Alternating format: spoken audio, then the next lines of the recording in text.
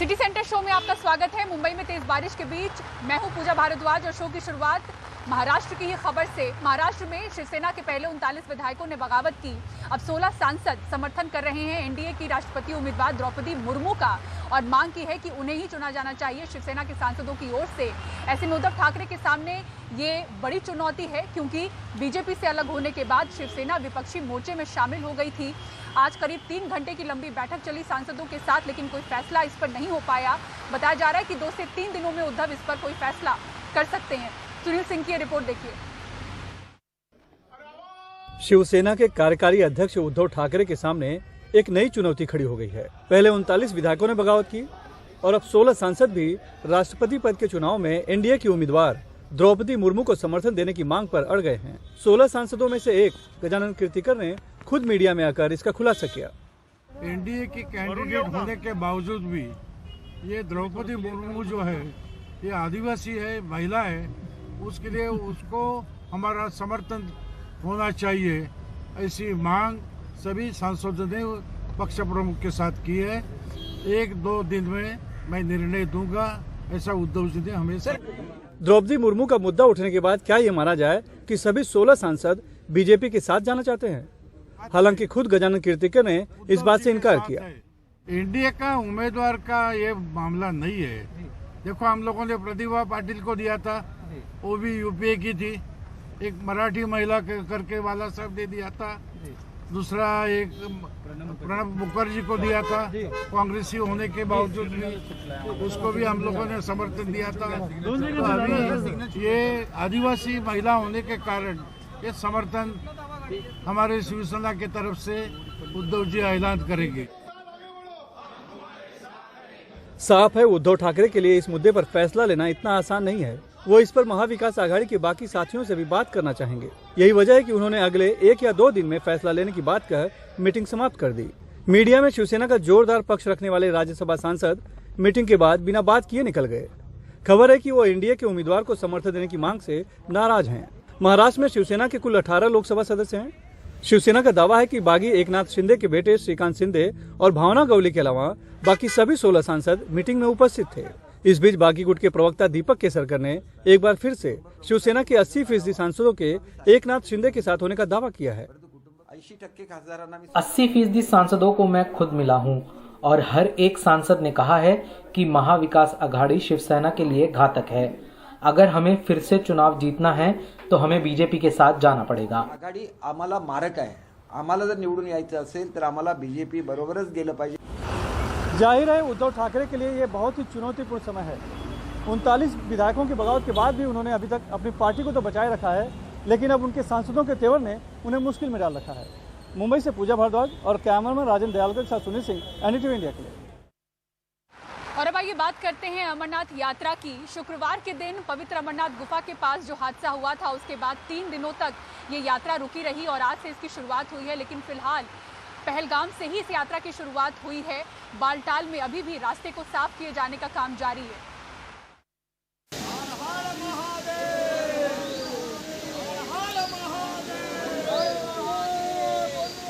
3 दिन निलंबित रहने के बाद अमरनाथ यात्रा सोमवार से फिर शुरू हुई। चंदनबाड़ी से करीब 7,000 श्रद्धालु पवित्र शिवलिंग के दर्शनों के लिए निकले। इस साल अमरनाथ यात्रा इस महीने में थोड़ी अलग रही कि पहचान और लोकेशन पता रखने के लिए हर यात्री को RFID दिए गए।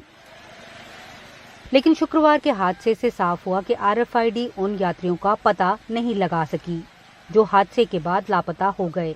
सुरक्षा बलों को उनकी लोकेशन मिली ही नहीं। सुरक्षा इंतजाम में लगे अधिकारियों ने इसकी वजह बताई। उनके मुताबिक RFID के रीडर्स बहुत कम जगह लगाए गए और जो RFID रीडर्स सीमा से बाहर हैं, उनका पता नहीं लगाया जा सकता।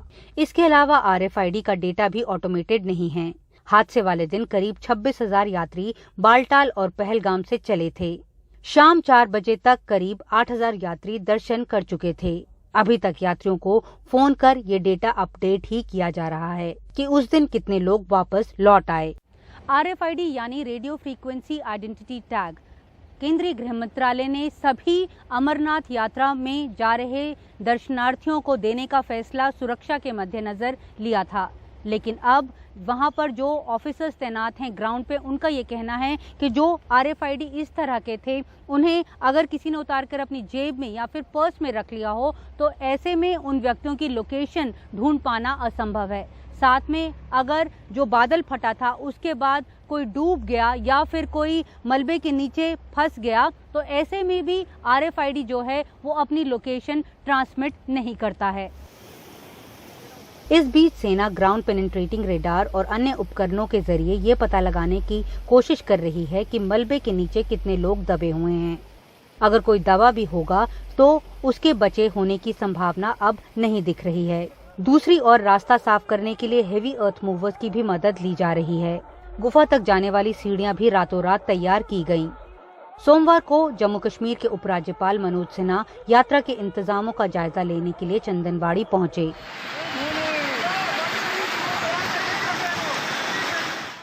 इस सब के बीच एक बड़ा सवाल ये है कि यात्रियों के टेंट और लंगर उसी पहाड़ी नाले के ड्राई रिवर बेड पर क्यों लगाए गए जो अमरनाथ गुफा के ठीक बगल से नीचे उतरता है।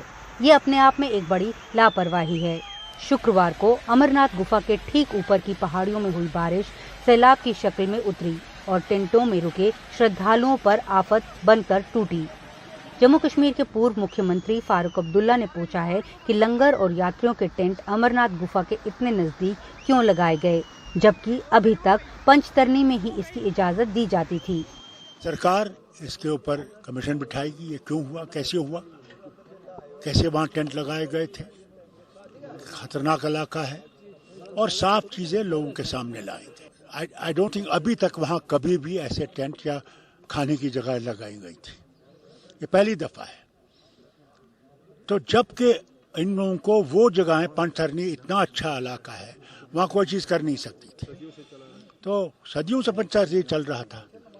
तो मैं समझता हूँ इसको तहकीकात करनी चाहिए। हो सकता है इंसान की गलती हो सकती है। इस साल अब तक 1,10,000 श्रद्धालु अमरनाथ यात्रा कर चुके हैं। मॉनसून का समय है और अभी काफी यात्रा भी बाकी है। उम्मीद है कि शुक्रवार के हादसे से इंतजाम में लगे प्रशासन ने सबक सीखा होगा। नई दिल्ली से नीता शर्मा, NDTV इंडिया के लिए। और पंजाब सरकार ने आम आदमी पार्टी के राज्यसभा सांसद राघव चड्ढा को अहम जिम्मेदारियां दी हैं, लेकिन भगवंत मान सरकार के इस फैसले पर कई सवाल भी खड़े हो रहे हैं। राघव चड्ढा सलाहकार कमेटी के चेयरमैन बनाए गए हैं। जनहित के मुद्दों पर सरकार को सलाह देने वाली कमेटी में उनको पद मिला है। हाल ही में इस कमेटी के बारे में नोटिफिकेशन जारी हुआ था।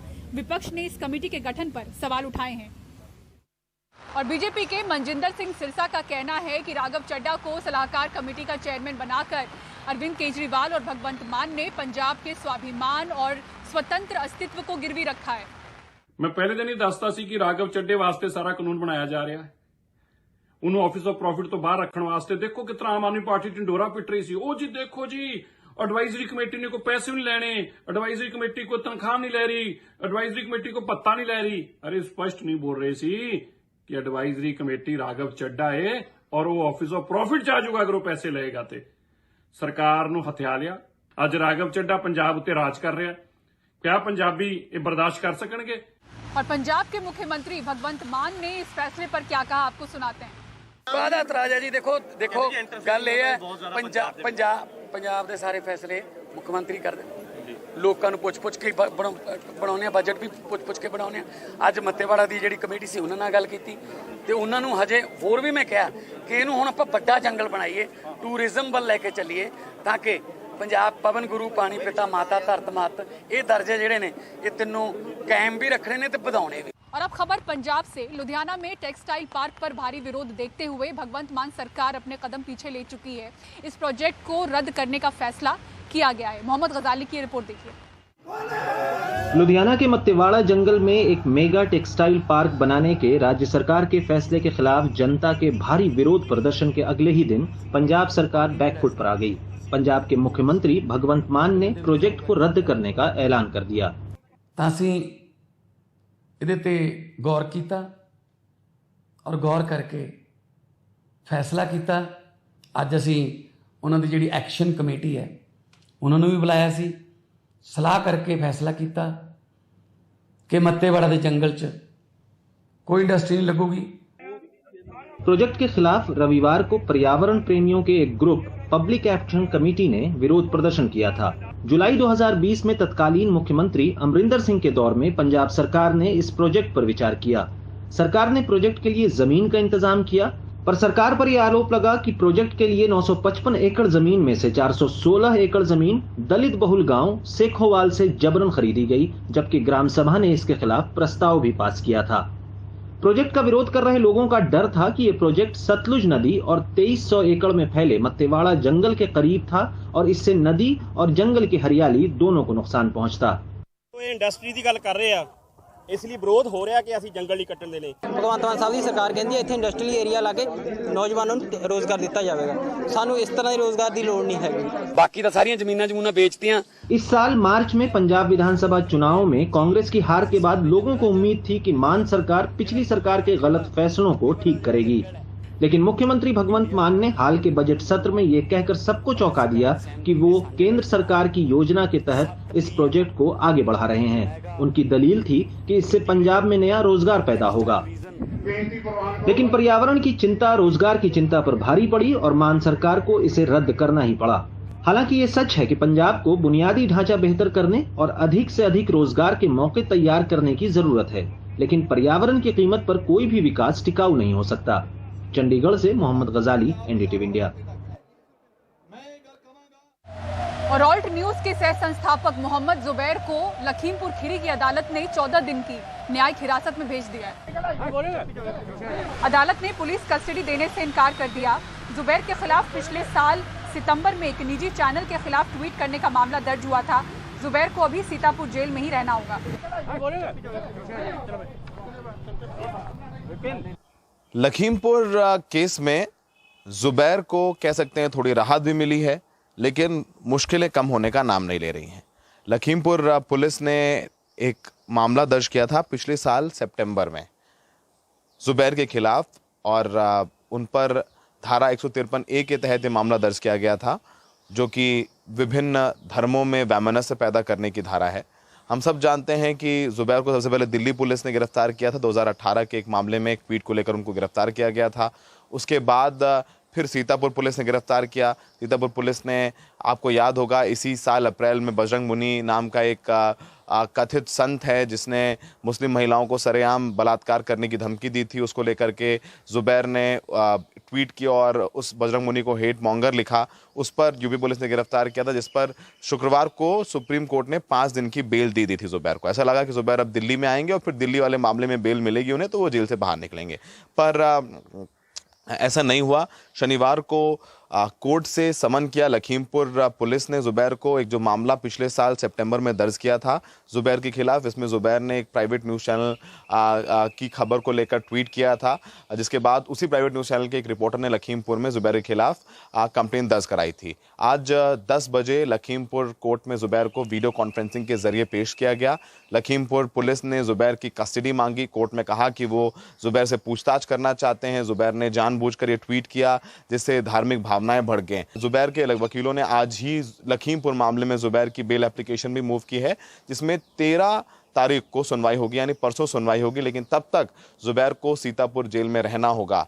अब बहुत सारे तकनीकी पक्ष हैं इस पूरे केस में, क्योंकि सुप्रीम कोर्ट ने सीतापुर वाले केस में जुबैर को बेल दी थी। अब वो अंतरिम जमानत 5 दिन के लिए दी गई थी, वो अंतरिम जमानत की मियाद कल ख़त्म हो रही है, मंगलवार है, और कल सुप्रीम कोर्ट की रेगुलर बेंच इस केस को वापस सुनेगी। फिर कॉलिन गोंजाल्विस अपीयर होंगे जुबैर की तरफ से। तो अब सारी निगाहें सुप्रीम कोर्ट के ऊपर हैं कि कल जब सुप्रीम कोर्ट सुनवाई करेगा तो सीतापुर मामले में रेगुलर बेल जुबैर को मिलेगी या नहीं मिलेगी। लखीमपुर मामले की भी बात कोर्ट में की जाएगी, क्योंकि जुबैर की तरफ से अपीयर कॉलिन गोंजाल्विस ने ये लिखा था कि जुबैर की जान को खतरा है, इसलिए उन्हें जल्द से जल्द अपने घर भेज दिया जाए।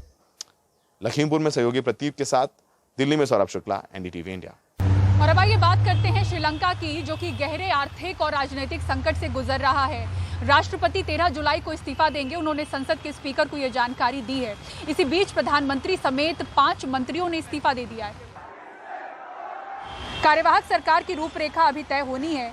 इस बीच शनिवार को राष्ट्रपति के महल में घुसे कई प्रदर्शनकारी अब भी वहीं जमा हैं। इन प्रदर्शनकारियों का कहना है कि जब तक राष्ट्रपति और प्रधानमंत्री का आधिकारिक इस्तीफा नहीं हो जाता है और सरकार पूरी तरह से नहीं हट जाती है, वो राष्ट्रपति भवन खाली नहीं करेंगे।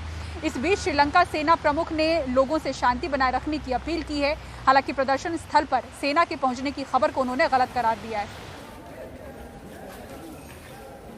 आर्थिक संकट से जूझ रहे श्रीलंका में पिछले 3 दिनों से हिंसक प्रदर्शन जारी है। राष्ट्रपति भवन पर प्रदर्शनकारियों का कब्जा है। अभी प्रदर्शनकारी वही डटे हैं। उनका कहना है कि जब तक राष्ट्रपति और प्रधानमंत्री का आधिकारिक इस्तीफा नहीं हो जाता है और सरकार पूरी तरह से हट नहीं जाती है, वो राष्ट्रपति भवन खाली नहीं करेगा। श्रीलंका में इस साल मार्च महीनों में शुरू हुआ संकट अब तक किसी अंजाम तक नहीं पहुंचना है, लेकिन इस बार प्रदर्शनकारियों के रवैयों को देखकर लगाता है कि ये लड़ाई आर पार की है। कोलंबो से श्रीजा MS की रिपोर्ट NDTV इंडिया के लिए। बारिश और बाढ़ ने कहां-कहां मचाई तबाही, पूरी खबर और तस्वीरें ब्रेक के बाद देखते रहिए सिटी सेंटर शो।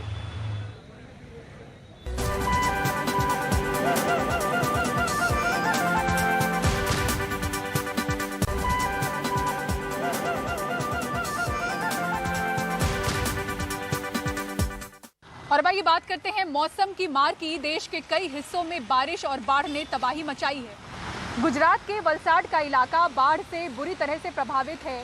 कई गांव बाढ़ की चपेट में आए हैं। राहत बचाव का काम लगातार जारी है। ऐसे में वलसाड से कुछ तस्वीरें आई हैं जिनमें मवेशी पानी में बहते हुए दिख रहे हैं। वहीं अहमदाबाद में भी भारी बारिश के बाद बाढ़ जैसे हालात हैं। यहाँ जगह जगह पानी भरा हुआ है। लोगों का आना जाना पूरी तरह से प्रभावित है। निचले इलाकों में लोगों के घरों में पानी घुस चुका है। कर्नाटक में भी भारी बारिश से लोग परेशान हैं। यहाँ तुंगभद्रा बांध का जलस्तर जो है वो लगातार बढ़ रहा है। ऐसा माना जा रहा है कि पिछले 2 दशकों में इस बांध का जलस्तर इतना नहीं बढ़ा।